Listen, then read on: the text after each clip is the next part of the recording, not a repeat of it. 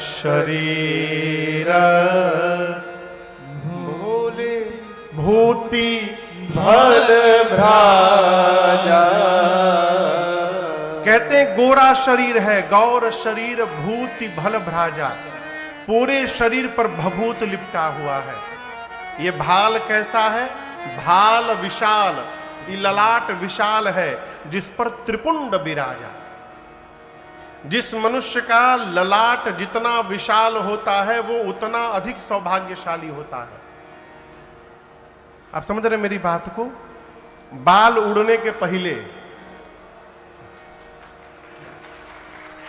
अब हमारे पंडित जी को देखिए, यहां से लेके यहां तक इनके कपारे कपार है। बाल उड़ने के पहले यदि हम, अखिलेश जी आपको नहीं बोल रहे हैं, समान में बात कही है, हाँ है ना, लगे हमरे के महाराज जी बोलत नहीं, ढेर लोग बाई जा। तो बाल यदि न उड़े और उसके पहले यदि विशाल ललाट है तो वो पूरा ललाट दिखाई पड़ना चाहिए। आजकल तो ऐसा ऐसा हेयर स्टाइल आ गया, भगवाने मालिक बड़ा। परशुराम जी का ललाट कैसा है? भाल विशाल, उस विशाल ललाट पर त्रिपुंड विराजा। दिव्य ललाट हो तो ललाट पर सदैव तिलक शोभायमान होना चाहिए। आप सब लोग अपने को सनातनी मानते हैं? कहिए तो दिखाइयो देना चाहिए ना कि आप सनातनी हैं, है? कैसे दिखाई पड़ेगा महाराज? तो यहां ललाट पर तिलक दिखाई देना चाहिए और सिर के पीछे शिखा दिखाई देनी चाहिए। ये सनातनी का पहचान है। महाराज का बोल रहे हैं, लोग का कही इजा रखला पर छुटिया। अच्छा, हेजुगिया रहला पर केहू कुछ नहीं कहत, और शिखा रखने पर लोग कहेंगे किसी को समय नहीं है। आप रखिए, दुनिया के सबसे बड़हन बीमारी, सबसे बड़ बीमारी का कहिए लोग, सबसे बड़हन रोग। इससे बाहर निकलिए, कौन क्या कहेगा। किसी के कहने के लिए हम जोकर थोड़ी बन जाएंगे। अपनी आनंद में रहिए। ललाट पर तिलक दिखाई पड़े और सिर के पीछे शिखा होनी चाहिए। हम सनातनी हैं। केहू के बतावे के ना पड़े कि हम कहां हैं। विशाल त्रिपुंड शोभायमान है। त्रिपुंड बुझाता ना? त्रिपुंड समझ रहे हैं आप लोग? भगवान शंकर के भगत जो तिलक लगाते हैं ऐसे करके, उसको त्रिपुंड कहते हैं। गोरा शरीर है, सर पर जटाओं का मुकुट है, गोरा शरीर है, चेहरा गोरा है, क्रोध में आए हैं इसके लिए चेहरा थोड़ा लाल हो गया है। रिस बस कछुक अरुण होइयावा। कंधे पर यज्ञोपवीत विराजमान है। कमर में मृगचर्म बंधा हुआ है। कंधे पर अजगौ धनुष है। कमर पर फरसा लटका हुआ है। शांत वेश करनी कठिन बरनी न जाए स्वरूप। ऐसा लगता है कि वीर रस मुनि का स्वरूप धारण करके सभा में आ गया हो। जैसे परशुराम जी उस धनुष यज्ञशाले में पहुंचे, जितने राजा धनुष तोड़ने आए थे सारे राजा लाइन लगा के खड़े हो गए। किसके आगे? बोलिए बोलिए। परशुराम जी के आगे डर के मारे लाइन लगा के खड़े हो गए। लगे करन सब दंड प्रणामा। अपने अपने पिताजी का नाम ले करके कि हम फलाने राजा के लड़का हैं महाराज, कृपा दृष्टि बना के रखे हमारे ऊपर। अपने बाबूजी का नाम लेके सभी राजा दंडवत प्रणाम करने लगे। अब प्रणाम कर करके जाके किनारे कतार में खड़े हो गए समस्त राजा। जनक जी महाराज आए। जनक बहोरी आई सिरुनावा। जनक जी ने आकर के सिर झुकाकर प्रणाम किया, सीता जी को बुला करके आशीर्वाद दिलवाया है, प्रणाम करवाया है मैया से। सीय बुलाई प्रणाम करावा। परशुराम जी ने मेरी मां को आशीर्वाद दिया है। और सखियां सीता जी को लेकर तुरंत चली गई वहां से। अब विश्वामित्र जी राम लक्ष्मण जी को लेकर गए हैं और ले जाकर परशुराम जी को प्रणाम करवाए हैं राम लक्ष्मण जी से। आपको बताऊं, परशुराम जी क्रोध में है, लेकिन जैसे मेरे राम जी पर उनकी दृष्टि गई, गोस्वामी जी कहते हैं, राम ही चितई रहे थकी लोचन, रूप अपार मार मद मोचन। भगवान के शांत स्वरूप का दर्शन करके परशुराम जी का क्रोध शांत हो गया। कृष्णा बाबू, ये बतिया बुझाता? कई लोग के चेहरवा देखते गुस्सा आवेला, कई लोग का मुख देखते क्रोध आता है। कई ऐसे भी जीव होते हैं जिसका चेहरा देखते क्रोध उतर भी जाता है। ये अंतर है केवल जीवन का। परशुराम जी ने भगवान को देखा, राम ही चितई, भगवान को देखते रहे थकी लोचन, ये पलकें गिरना भूल गई। रूप कैसा अपार मार मदमोचन, कामदेव की सुंदरता के मद को चूर्ण करने वाला ऐसा सौंदर्य मेरे प्रभु का परशुराम जी देखे, देखते रह गए। परशुराम जी का क्रोध उतर गया। उसी प्रकार राम जी दिखाई दे रहे फोटो में, मंदिर में, अच्छी बात। मंदिर नहीं जा पा रहे तो कम से कम भगवान का नाम तो ले ही सकते हैं। यदि हम भगवत नाम का स्मरण करने लगे तो ये स्वभाव हमारे भीतर भी आएगा कि भगवत नाम लेते हमारा क्रोध भी उतर जाएगा। निर्भय बाबू हमारे एक चाचा हैं, कहते हैं महाराज जैसे क्रोध आवे ना, ये जो उंगली है ना, ये वाली, इस उंगली को अंगूठे के नीचे लगा लीजिए। आप देख रहे हैं, ये जो उंगली है, इस उंगली को अंगूठे के नीचे लगा लीजिए, क्रोध शांत हो जाएगा। हम बोले चाचा इसका क्या मतलब? बोले बाबू क्रोध में यही उंगली सामने आती, देख लिया छोड़े हम ना तो के, ऐसे बोलते हैं ना, कोई इसे थोड़ी बोलता है देख ले हम तहरा के, ऐसे कोई कहता है कि हम तरह के देख ले खोद दे। कौन सी उंगली बाहर आती है? ये वाली, हम दे छोड़े ना तह के, ये अभिमान का प्रतीक है। और ये ब्रह्म है, एको हम द्वितीयो नास्ति, ये ब्रह्म है। अभिमान को ब्रह्म की चरण में ला करके गिरा दीजिए, आपका सारा क्रोध तुरंत वहीं समाप्त हो जाएगा, आप शांत हो जाएंगे। जैसे गुस्सा आवल शुरू होके इसको सटा लीजिए। अब हेंगा थोड़ी कोई देखे हम तारा पे, हम ऐसे कोई नहीं कहेगा। ये भगवत नाम का स्मरण हमको शांत करते जाता है। महाराज कब कब लेना है, यही हमारे जीवन का उद्धार करता है।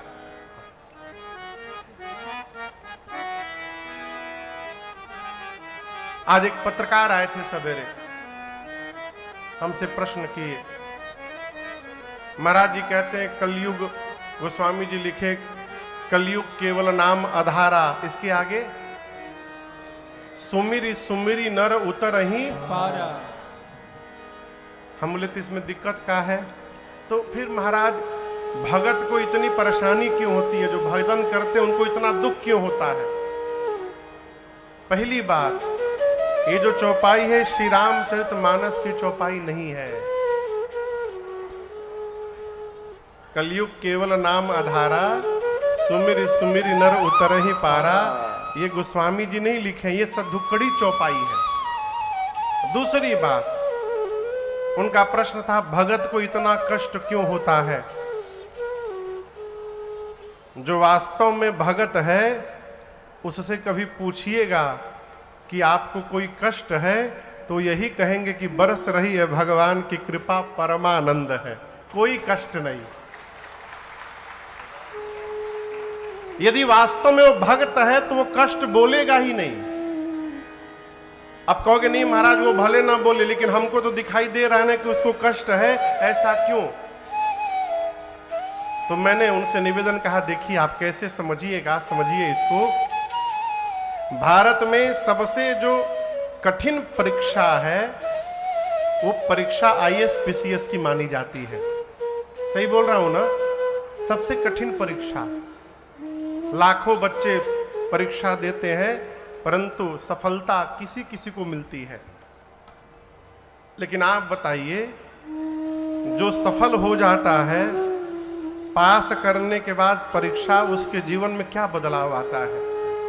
वो बहुत बड़ा अधिकारी बन जाता है, लोग उसके आगे पीछे घूमते हैं, बहुत बड़ा पद मिल जाता है। कब?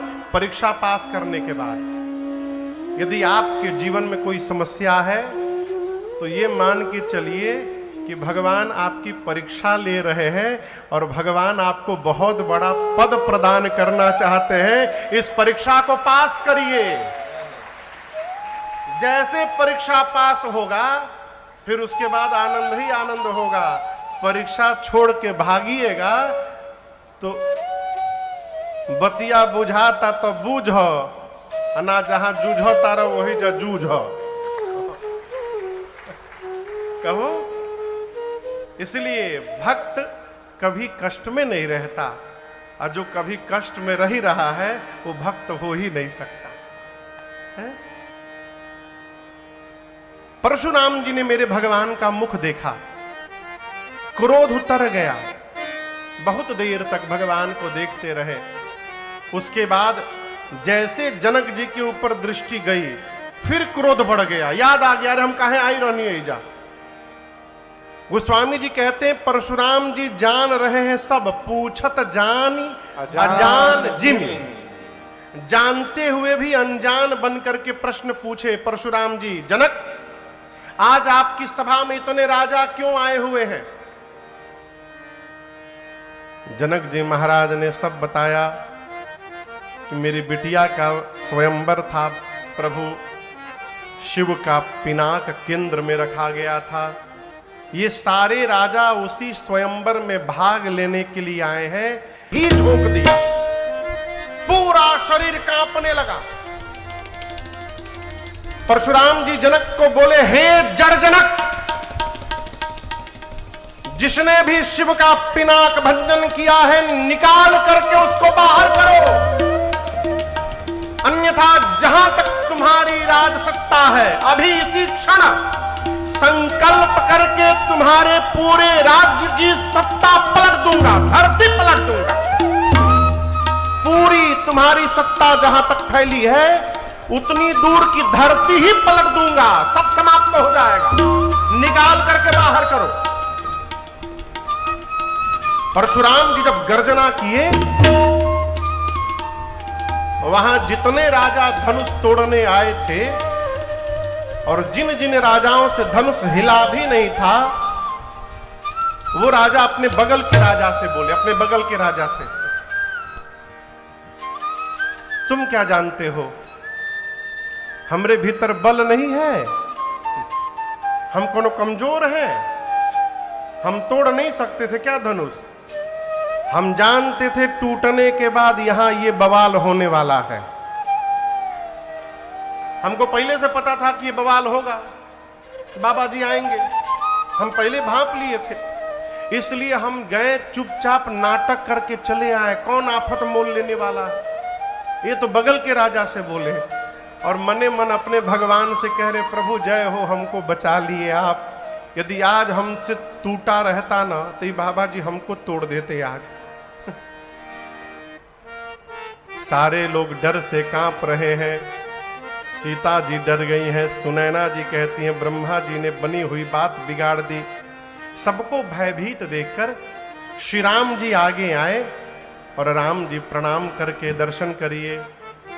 राम जी कहते हैं, नाथ शंभु धनु भंजन निहारा, होए केउ एक दास तुम्हारा। नाथ शंभु धनु भंजन निहारा, होए केउ एक दास तुम्हारा। आयसु काह कहिय कीन मोहि, सुने रिसाई बोले मुनि कोहि। आयसु काह कहिय कीन मोहि, सुने रिसाई बोले मुनि कोहि। राम जी गए प्रणाम करके। राम जी परशुराम जी से ये नहीं बोले कि मैंने तोड़ा है। क्या कहा? नाथ शंभु धनु भंजन निहारा। हे नाथ, इस शिव के धनुष का भंजन करने वाला होई केउ एक दास तुम्हारा। राम जी ये नहीं बोले कि मैंने तोड़ा है। राम जी बोले इस धनुष को तोड़ने वाला अवश्य आपका कोई दास होगा। और इसके बाद राम जी कहते, कहिए क्या आज्ञा है मेरे लिए। आयसु काह कहिए किन मोहि। ये वाक्य कह के राम जी ये भी बता दिए कि वो दास और कोई नहीं आपके सामने खड़ा है, मैं आपका दास हूं, मैंने किया है। ये क्या आज्ञा है? यहां राम जी की भाषा सुन रहे हैं आप। राम जी ये नहीं बोले मैंने किया है। राम जी बोले आपके दास ने किया है। आपके दास ने क्यों किया है? क्योंकि जब तक आपकी कृपा नहीं होगी तब तक इतना बड़ा कार्य नहीं हो सकता है। तो ये आपकी कृपा से हुआ है। ये कथा कहती है जीवन में अपनी उपलब्धि को भगवान की कृपा मानिए, श्रेष्ठ की कृपा मानिए। जब अपनी मान लीजिएगा तो अभिमान हो जाएगा। आप देखिएगा कई आदमी जगने से लेकर रात तक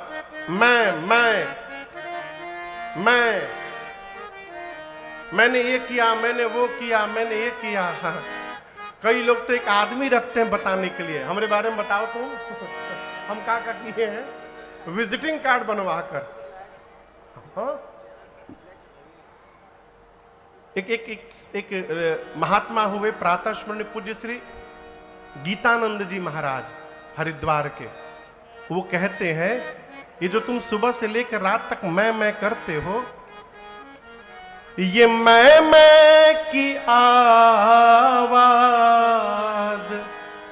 आती कहां से? कृष्ण बाबू, ये मैं की आवाज आती कहां से? कौन है वहां वाणी ये आती जहां से? अरे कुछ तो बता प्यारे, कुछ तो बता प्यारे, अगर तुझको पता है। क्या महाराज? पूछे ये मुख बोलता है या तू बोलता है? मुख बोलता, कौन बोलता है?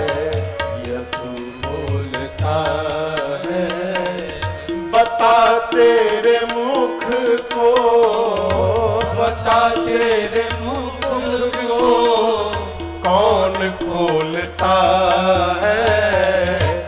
मुख बोलता है या तू बोलता है? मुख बोलता है आप भी सोचिएगा कौन बोलता है। मुख बोलता है कि हम बोलते हैं? कांटा